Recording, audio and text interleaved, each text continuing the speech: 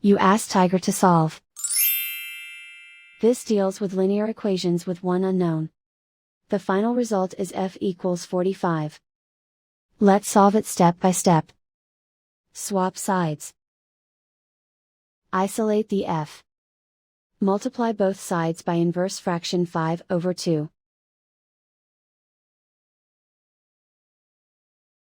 Group like terms.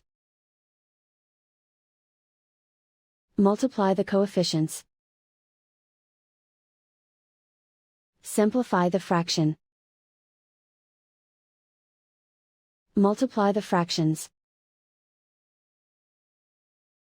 Simplify the arithmetic.